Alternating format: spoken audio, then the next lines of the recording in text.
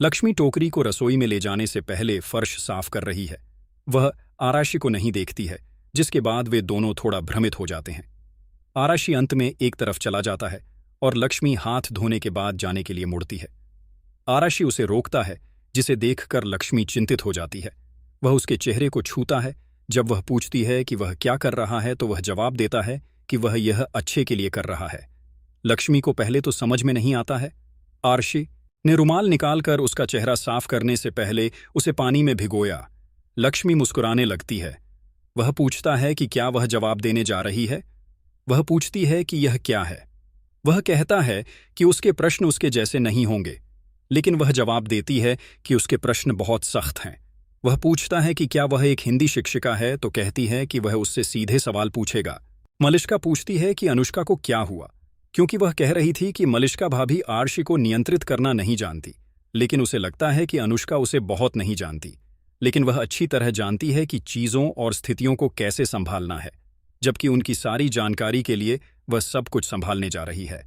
अनुष्का कहती है कि आज मलिष्का भाभी में एक बहुत ही अलग आत्मविश्वास है, इसलिए पूछती है कि क्या यह बलविंदर की वजह से है, जिसे सुनकर मलिष्का दंग रह जाती है। आरशी लक्ष्मी से पूछता है कि क्या वह उनके रिश्ते को एक और मौका दे सकती है। लक्ष्मी उसे घूरती रहती है। आरशी जवाब देता है कि उसे अभी जवाब देने की जरूरत नहीं है, लेकिन वह निश्चित रूप से अपना समय ले सकती है और जब उसे लगे कि सही समय है तो वह जवाब दे सकती है। वह रसोई से बाहर चला जाता है।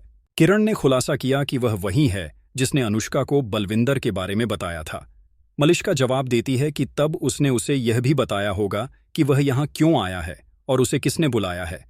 मलिष्का जवाब देती है कि उसने अपनी समस्या से छुटकारा पाने के लिए बलविंदर को बुलाया है, जबकि वह कहती है कि वह अपनी परेशानियों को समाप्त करने का प्रयास कर रही है। वह अनुष्का को ताना मारती है कि उसे दूसरों में समस्याएं ढूंढने के बजाय कुछ करना चाहिए। अनुष्का पूछती है कि क्या मलिष्का उससे यह कह रही थी। मलिष्का जवाब देती है कि वह सामान्य रूप से बात कर रही थी, लेकिन अगर अनुष्का को लगता है कि यह उसके लिए है तो यह बहुत अच्छा होगा।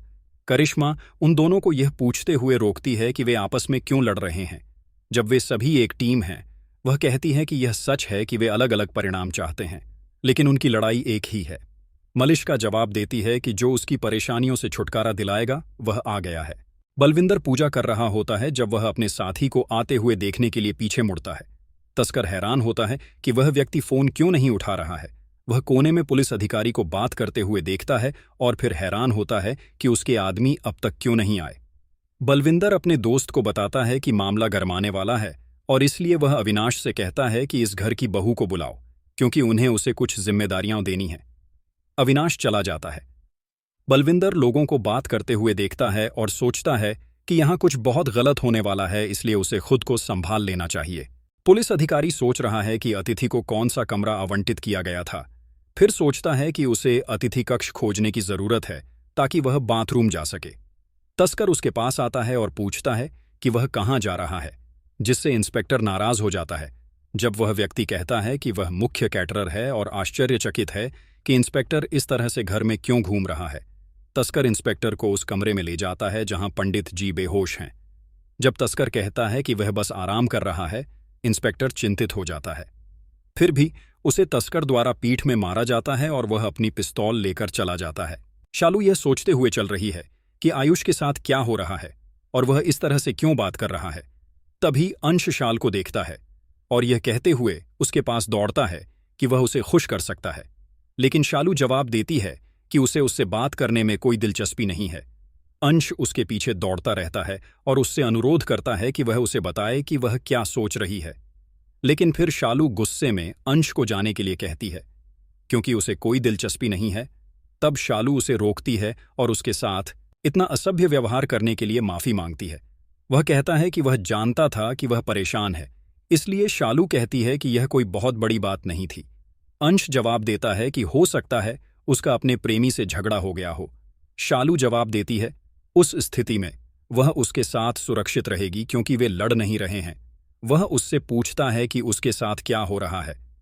जब वे दोनों साथ साथ चलना शुरू करते हैं, आयुष शालू और अंश को दूर जाते हुए देख रहा। बलविंदर गुड्डू को भागने के लिए तैयार रहने को कहता है, क्योंकि उन्हें बहुत जल्द ऐसा करना पड़ सकता है। गुड्डू पूछता है कि क्या हुआ है। बलविंदर बताता है कि यहाँ कुछ गलत होने वाला है, इसलिए जब घबराहट होगी तो वे लक्ष्मी के साथ भाग जाएंगे। बलविंदर योजना बना रहे लोगों की ओर इशारा करता है।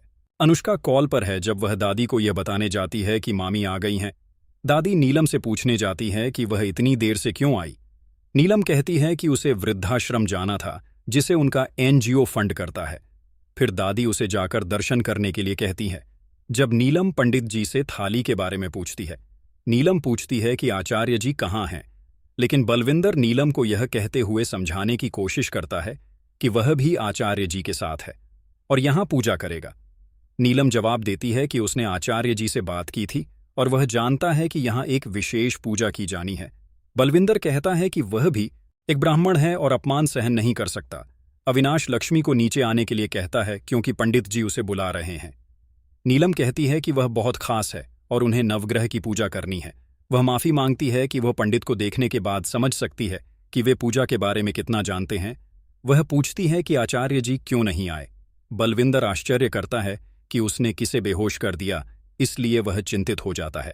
नीलम कहती है कि करिश्मा को उसे बुलाना चाहिए था।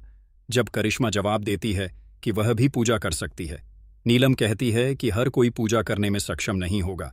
अनुष्का कलाई देखती है और किरण को बताती है कि वह बलविंदर है। मलिष्का ने मम्मी जी से तनाव न लेने के लिए कहा क्योंकि वह तब तक आचार्य जी को बुला लेगी।